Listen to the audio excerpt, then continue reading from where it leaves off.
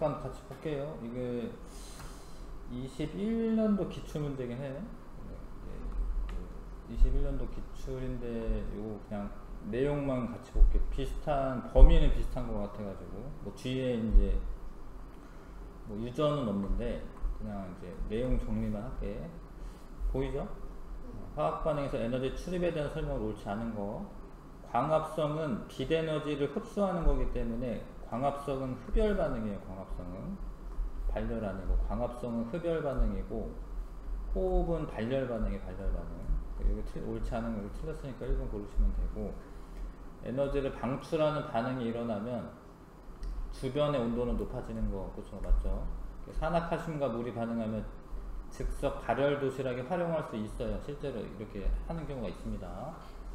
뭐 군대 가거나 이러면은 이제 뭐 이런 거 줘요. 뭐 이렇게 산화칼슘이 있고 물을 집어넣으면 막 열이 발생합니다. 에너지를 흡수하는 화학 반응을 활용하여 흡수하면 냉각장치 만들 수 있고, 산화발음과 염화 암모늄 반응은 에너지 흡수하는 반응이야. 주변이 뭐 차가워지는 거죠. 그 다음에 복사 평형에 관한 문제인데, 태양 복사 에너지가 지구에 도달하는 게 100이라고 했을 때 30%는 반사가 되고 나머지 합쳐가지고 70이 흡수가 되는 거죠, 지구에. 근데 여기에 있다가 이제 나중에 나갈 때는 70%가 나가야 돼요. 나가는 건 합치면 100% 돼야 되는 거죠. 가는 70이고 지구에 흡수하는 태양 복사 에너지는 70이 되는 거죠. 흡수하는 거는. 온실기체가 증가할수록 고온에서 복사 평형이 이루어진다. 요거 맞는 이야기인데, 만약에 지구온난화가 일어나면 복사 평형이 안 일어난다라고 생각하는데 그렇지는 않아요. 그러니까 와서 100이 와서 30% 반사되고, 여기를 그 온실기체가 지구 복사 에너지를 흡수하기 때문에 이 전체적으로 더워지는 건 맞지만 어차피 나가는 건 70이 나가는 거예요. 그래서 온실효과가 일어난다라고 해도 복사평형은 이루어지는 거예요. 복사평형이 깨지는 건 아닙니다. 근데 여기가 더운 상태에서 70이 나가는 거예요. 자, 그래서 온실효과가 일어나도 복사평형은 그대로 이루어지는데, 이 문장이 중요하죠. 고온에서 복사평형이 이루어지는 거예요. 그러니까 더워지는 거는 맞지. 온실효과가 일어나도 복사평형은 이루어지는 거예요. 그 다음에 이제 기권의 구조. 자, 여기 이제 대륙권, 성층권, 중간권, 열권이고, 온도가 내려갔다 올라갔다 내려갔다 올라갔다 하고, 20에서 30km 사이에 오존층이 있고, 오존층은 성층권 내에 있는 거죠. 성층권 내에. 그래서 A는 기상현상이 일어나면 위로 갈수록 온도가 낮아지죠.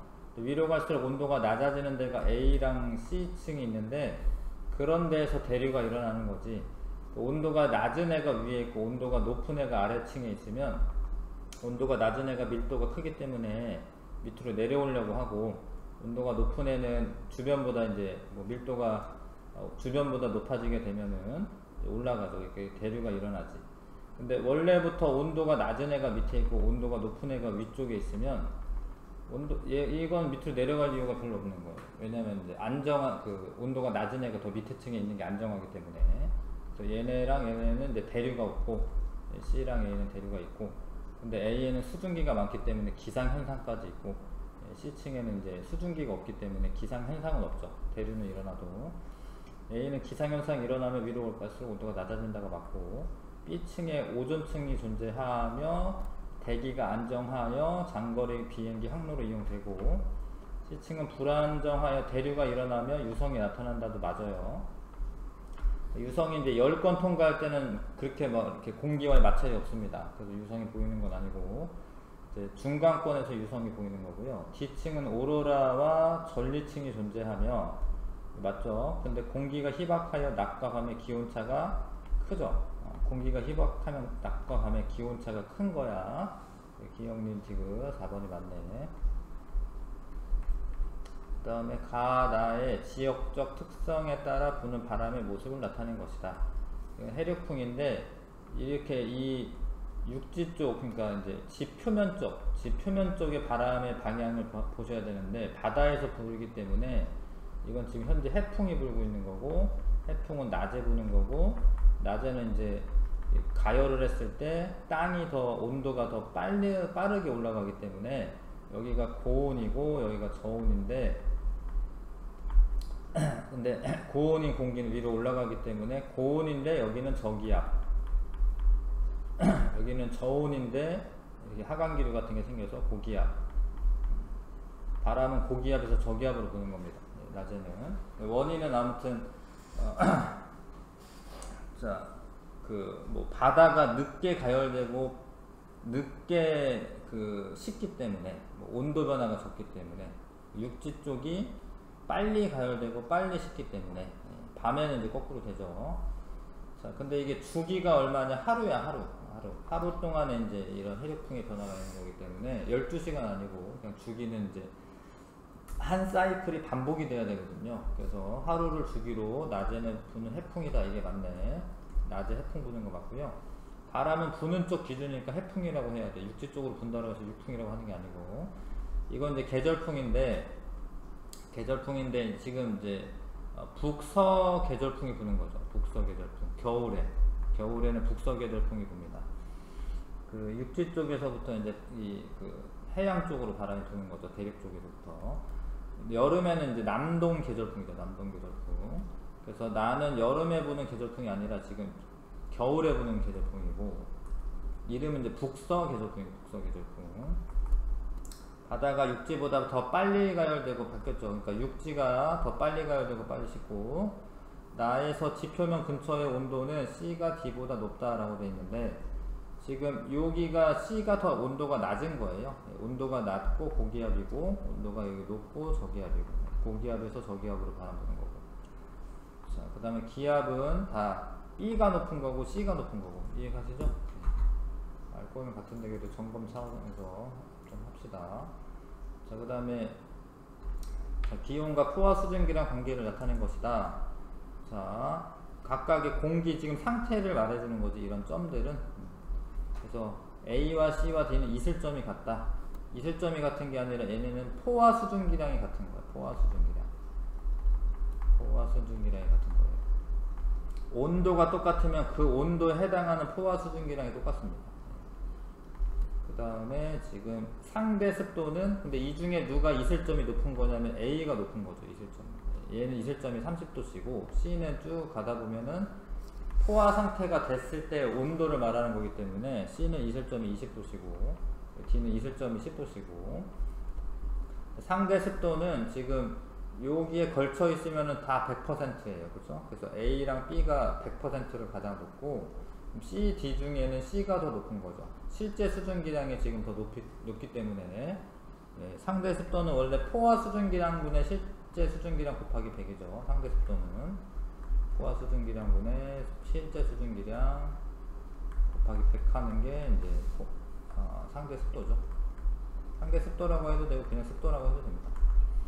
B와 C는 포화 수증기량이 같다, 아니고 이슬점이 같다라고 하셔야 되겠고, 아니면 실제 수증기량이 같다라고 하셔야 되고, A와 D 중 기온이 가장 낮은 공기는 D다. 기온은 B가 제일 낮고요.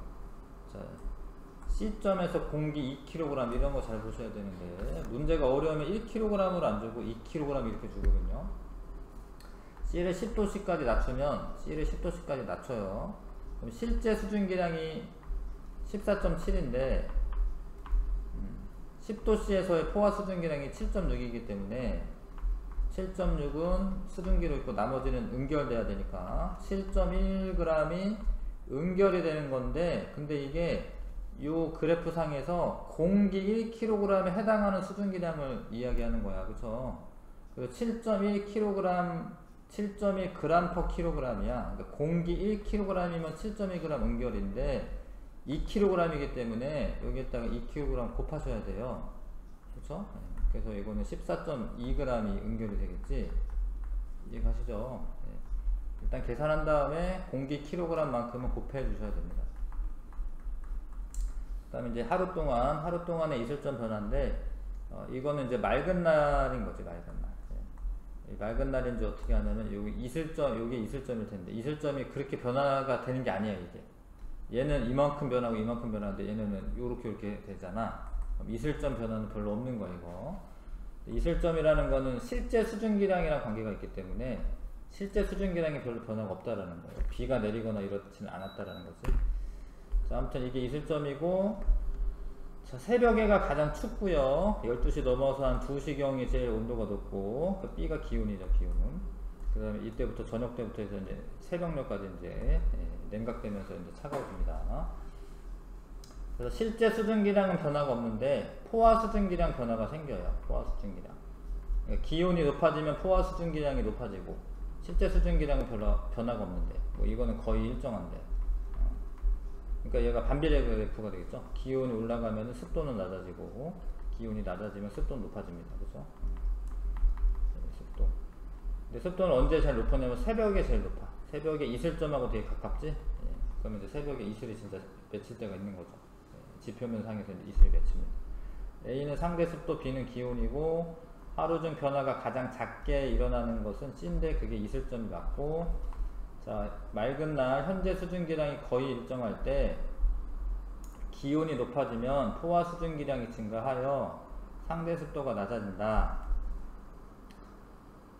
그렇죠? 네, 맞는 설명이지. 글씨 뭔 소리 이제 맞는지 아셔야 되겠고요. 5번, 7번에 자, 이게 이렇게 실험할 때도 있고 아니면 이제 그 이렇게 뭐지 페트병 같은 걸로 실험할 때도 있죠, 그렇죠? 네, 가압 장치라고 해서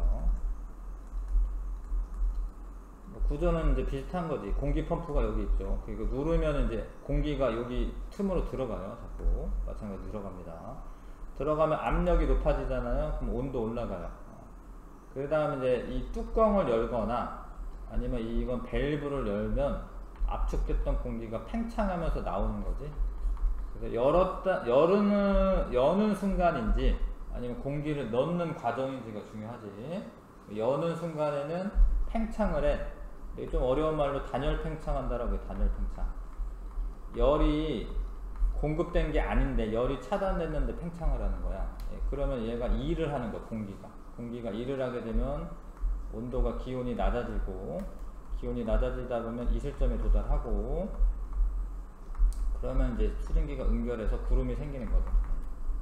그래서 온난전선 원리를 알아보는 실험 뭐 그런 건 아니고 구름 생성 원리가 맞고요. 갑자기 밸브를 열면 실험장치 내부가 흐려지죠. 이렇게 흐려지는 거는 뿌해지는 건데 수증기 상태로 있을 때는 원래 맑아요. 근데 물방울이 있어야지 흐려지는 거고, 향연기를 넣으면 향연기가 응결핵 역할을 하기 때문에 더 잘 된다 이거지. 쉽게 일어난다라는 거죠. 향연기 넣으면. 그 다음에 누르면 내부 온도가 높아지는 거고, 여는 과정에서 단열 팽창이 일어나면서 수증기가 응결된다. 그래서 구름이 생성된다. 맞죠? 그 다음에 이거는 이제 구름이 그냥 떠가다가 어찌됐건 비나 뭐 눈으로 내려야 할 때 그 원리인데, 요거는 요 구간에서는 온도가 되게 낮잖아요. 그쵸? 여기에서는 얼음 알갱이가 존재를 합니다. 근데 수증기도 존재를 해. 사실 수증기 수증기 말고 물방울도 존재를 해. 물방울 원래 0도씨보다 낮으면은 다 얼어야 될 것 같지만 관행강 물방울이라고 해서 0도씨보다 낮은데도 물방울로 존재하는 애가 있어요. 그런 애들이 수증기를 공급을 해줘. 그러면 얼음 알갱이가 이제 점점점 커져요. 이건 승화가 일어나는 거예요. 승화. 수증기에서 얼음 알갱이로 승화가 일어나죠. 기체에서 고체로 승화. 그러다 보면 얼음 알갱이 커져가지고 무거워져서 이렇게 내려오다가 만약에 지표면이 지금 0도씨보다 높은 상태이기 때문에 녹으면 찬비가 내려요. 찬비. 이렇게 내리는 지역은 중위도나 우리나라 중위도 아니면 고위도에서는 이렇게 내리고, 이렇게 내리는 거를 빙정설이라고. 빙정설. 근데 이거는 이제 이 구름은 층운형이냐, 이거는 이제 적운형이라고 봐야지. 이거는 아무래도 여기 옆으로 퍼진 게 아니잖아. 이건 적운형 구름이고, 그 다음에 중위도나 고위도 지방의 구름의 모습이 맞고요. 그 다음에 크고 작은 물방울이 구름 속에서 서로 합쳐진다. 이거는 이제 병합설이라고 하는데, 병합설은 이 상공의 온도도 그 0도씨보다 떨어지지는 않아요. 그래서 물방울로 있다가 물방울들이 합쳐져 가지고 떨어지는 거기 때문에. 근데 그런 데는 이제 저위도 지방에서 뭐 적도나 뭐 이런 저위도 지방에서는 병합설로 내리고, 그런 데는 더운 비가 내려. 더운 비. 찬비가 내리지 않고. 그 다음에 이제 기압, 이게 수온을 담아 놓으면, 여기 뭐 바깥에가 1기압이라고 했을 때, 1기압 써있네요. 1기압이라고 했을 때, 수온이 이렇게 누르는 압력이 76cm의 수온이 누르는 압력이다라고 해서 76cm HG라고 하거든요. 이게 1기압이고, 이 높이가 76cm인데, 이거를 만약에 이렇게 옆으로 기울여도, 높이는 똑같은 거야, 높이는.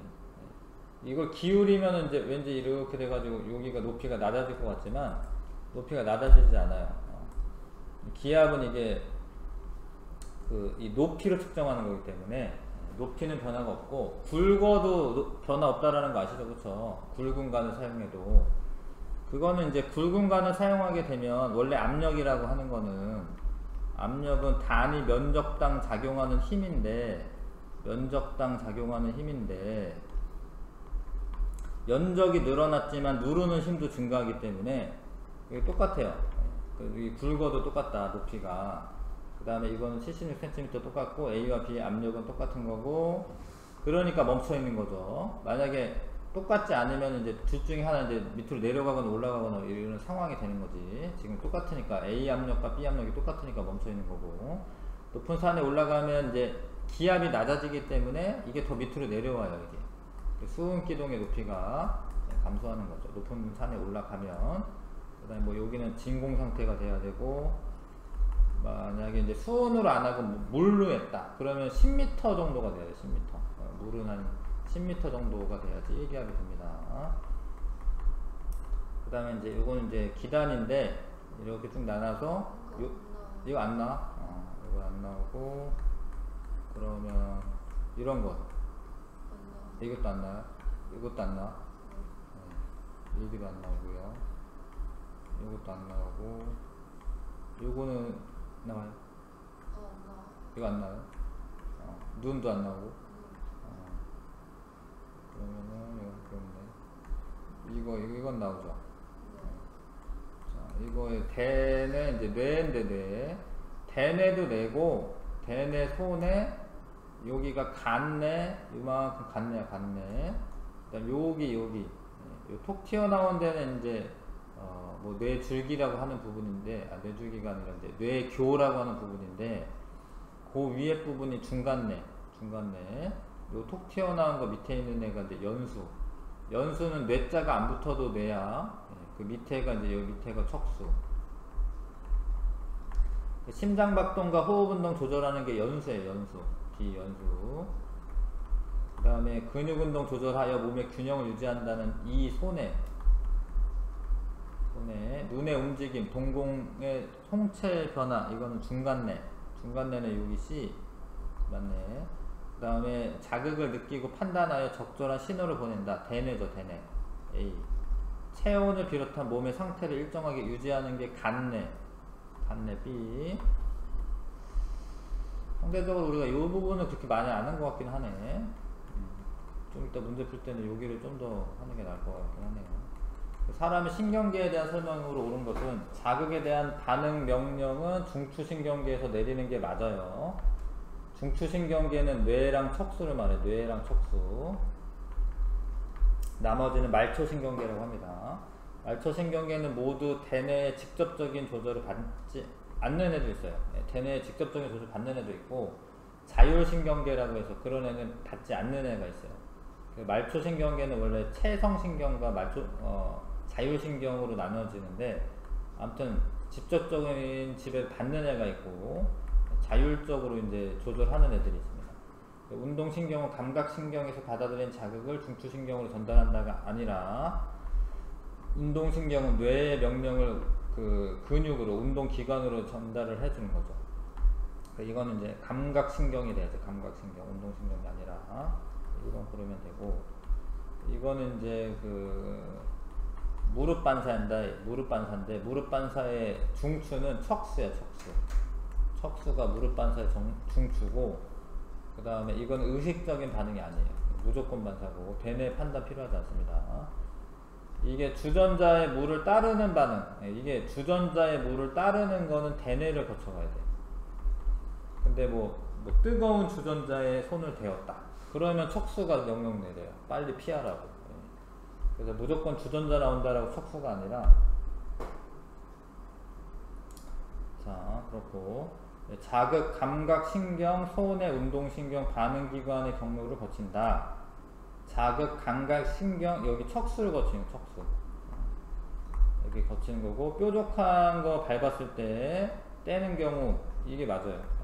무릎 반사 중추랑 이거를 회피 반사라고 하거든요. 회피 반사 아니면 뜨거운 거 이제 닿았을 때 그때 중추가 척수가 맞습니다. 그 다음에 23번에 호르몬과 신경에 작용하는 과정을 비교한 내용으로 옳지 않은 것은, 반응이 일어나는 범위는 호르몬보다 신경이 넓다. 신경이 더 좁죠. 고기에만 딱 작용하는 거거든요. 근데 호르몬은 그 물질이기 때문에 그 주변에 있는 그 곳에 이제 작용하는 것이어서, 예, 호르몬의 범위가 더 넓습니다. 1번 고르는 게 맞고, 효과가 지속적인 시간은 호르몬이 긴 거고, 호르몬은 혈액을 통해 이동하고요. 신경은 뉴런이 신경세포를 말하는 거죠. 신경세포를 통해서 전달된다. 반응이 일어나기까지의 시간은 호르몬이 신경보다 길다. 길죠. 왜냐하면 이제 이동을 해야 되기 때문에 혈관 타고 표적세포까지 이동을 해야 되기 때문에 그렇습니다. 신경은 한 방향으로 자극을 전달되고, 호르몬은 표적세포나 표적기관에서만 작용한다. 이것도 맞죠? 호르몬이 이제 작용해야 되는 세포가 있어요. 표적세포, 표적기관이 있습니다. 거기까지 하는 거고. 그 다음에 신경은 한 방향으로만 전달되는 게 맞아요. 근데 그거는 언제 그러냐면, 뉴런이 이렇게 생겼는데, 이제 엄밀하게 따지자면 사실 여기에 자극이 왔다. 그럼 여기에서는 양쪽 방향이 맞는데, 여기에서 축삭돌기에서 가지돌기로 넘어가는 건 돼. 근데 여기에서 이제 가지돌기에서 다른 축삭돌기로 이렇게 넘어가지는 못해.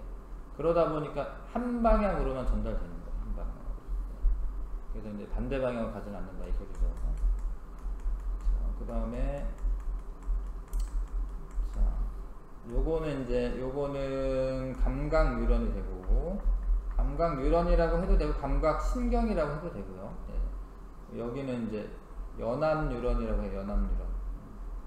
연결을 해주는 건데, 연합 뉴런은 뇌나 척수가 해당하는 거예요. 그 다음에 지금 얘가 이제 피부에서 이제 와서 이렇게 넘어갑니다. 이렇게. 그럼 판단을 내려서 이렇게 가죠. 여기가 가지돌기, 여기가 축삭돌기. 가지돌기, 축삭돌기. 근데 특이하게 감각 뉴런은 요게 신경세포체인데, 신경세포체가 옆구리에 달려있어요. 핵이 있고. 이거는 이렇습니다. 이건 그림을 아셔야 됩니다. 감각 뉴런은 신경세포체가 옆에 달려있어요. 그 다음에 얘는 신경세포체가 여기 있고, 그 다음에 이거는 운동 뉴런이고, 운동 뉴런. 그래서 이제 반응은 이쪽 방향으로 갑니다. 그래서 A, B, C 방향 틀렸고, 뉴런은 신경계의 구조적, 기능적 단위이다. 맞아요. 이게 세포기 때문에 세포가 원래 그 생물의 구조적, 기능적 단위야. B는 자극을 판단하고 뉴런에 명령을 내린다. 맞죠? 네, 그래서 뉴런은 신경계의 구조적, 기능적 단위이다. 맞는데? 니은디귿 골라야 될 것 같은데요. 니은디귿. 5번이 답이죠. 5번이 답이 맞아요. 5번이 답이 맞습니다. 이건 동그라미 감춰져 있구나. 이거 5번이 답입니다. 그 다음에 25번에 우리 몸에서 혈당량이 조절되는 과정을 나타낸 것이다. 만약에 이제 그 정상이야. 그러면 이제 혈당량이 뭐 변화가 돼서 뭐 이자에 이렇게 되는데, 이자에는 이제 원래 알파세포, 베타세포 두 개가 있거든요. 그러면은 뭐가 분비가 되면 혈당량이 감소한 거거든요. 근데 인슐린이 분비가 됐을 때 혈당량이 감소가 됩니다. 인슐린이 간에 가서 뭐 하냐면 포도당을 글리코젠으로 바꾸는 역할을 해요. 밥을 먹고 좀 지나면 이제 혈액에 포도당이 많아지거든. 근데 그러면 그거를 간에서 글리코젠으로 바꿔서 저장을 해놔요. 그거를 이제 인슐린이 나와서 하지. 근데 계속 바꾸다 보면은 혈당량이 너무 낮아질 거 아니야, 그쵸?